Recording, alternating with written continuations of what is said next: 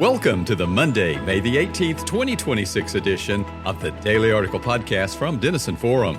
I'm Chris Elkins, narrator, giving voice to today's daily article, authored by co-founder and cultural theologian, Dr. Jim Denison. This is one of those days when I wish I could write 3 daily articles. One would respond to the massive prayer rally on the National Mall on Sunday, focused on reaffirming the United States as one nation under God. A second would reflect on the World Health Organization's declaration of the Ebola outbreak in the Democratic Republic of Congo and Uganda as a global health emergency. However, I feel a special urgency to think with you about Nicholas Kristof's recent article in the New York Times. The transcendent issues it raises are critical for the Jewish people and especially relevant to Christian cultural engagement.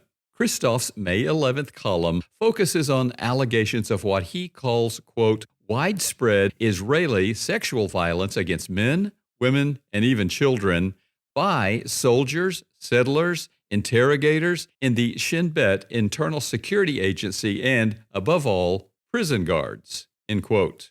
I will not go into the details, not only because they are extremely graphic, but also because they are not the focus of my article today. Nor will I focus in depth on the vociferous response of his critics, except to note their observations that he relies significantly on a source that has a reported history of spreading libel against Israel and is designated by the Israeli government as a Hamas operative in Europe. Critics also impugn the credibility of many of Kristof's other sources and a number of the abuse claims he reports.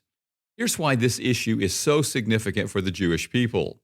The fallacy of false equivalence occurs when someone implies falsely, and usually indirectly, that the two sides on some issue have basically equivalent evidence.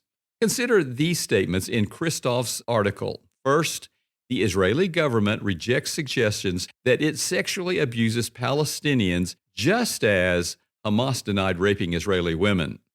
Next, Hamas has indeed brutally violated human rights. Israeli officials should look to their own violations as well. And finally, think of it this way. The horrific abuse inflicted on Israeli women on October the 7th now happens to Palestinians day after day. My point is not that alleged violence against Palestinians should be ignored, a subject to which I'll return shortly. But it is that so many people are likely to read Kristof's article and conclude that the sides in the Hamas-Israeli conflict are morally equivalent. A 298-page report by the Civil Commission on October 7th Crimes by Hamas against Women and Children was released the day after Kristof's article was published. The commission analyzed more than 10,000 photographs and video segments, along with more than 430 testimonies, interviews, and meetings with survivors, witnesses, and others. The Israeli nonprofit's methodology was conducted in accordance with internationally recognized standards. Their analysis details at least 13 recurring forms of abuse, including rape, sexual torture, and other horrific crimes committed by Hamas in its October 7th attack on Israeli civilians. The report noted that sexual and gender-based violence was widespread and systematic and constituted an integral component of both the October 7th invasion and the subsequent treatment of captives by Hamas. However, as I have written repeatedly since the invasion, many in the West are philosophically opposed to Israel's existence, convinced that it stole its land as colonizers and continues to oppress the Palestinian people. This is an application of critical theory dominant in many elite universities and explains the shocking support for Hamas on many campuses in the months after the invasion. If Israel's enemies cannot dismiss or defend the atrocities committed by Hamas, many will allege that Israel is just as bad. This false equivalence will feed the continuing rise of anti-Semitism across the West. The ADL, the Anti-Defamation League, reported that in the 3 months following the start of the Israel-Hamas war in October 2023, anti-Semitic incidents in the U.S. escalated by 360%.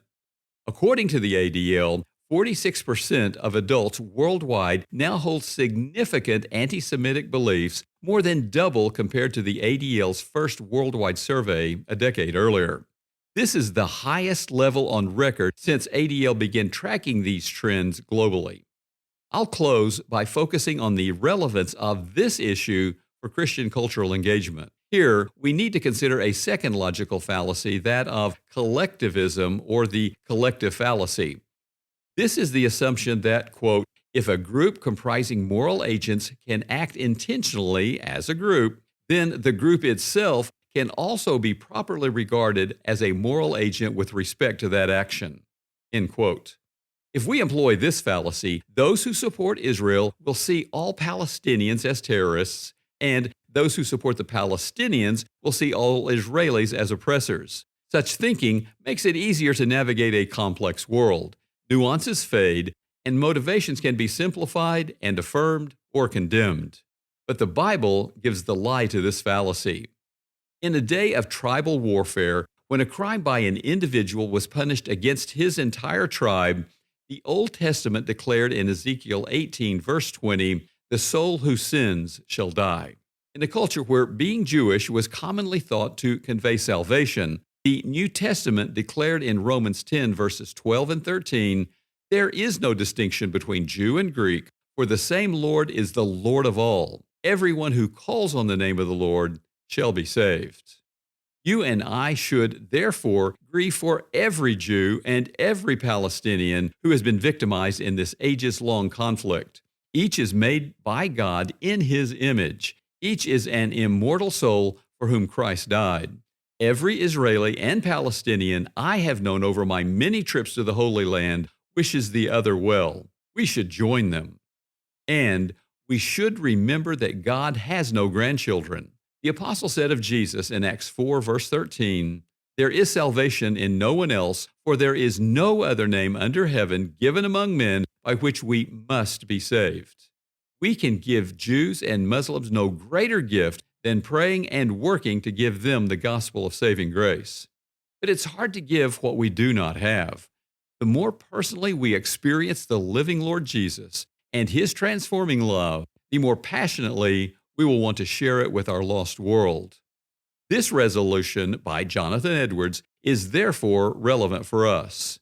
Resolved to examine carefully and constantly what that one thing in me is which causes me in the least to doubt the love of God, and to direct all my forces against it. Will you make His resolution yours today? Listeners like you support Denison Forum's mission to deliver news discerned differently. As a ministry nonprofit, we are fully donor supported. To partner with us, please donate today using the donate link in our show notes.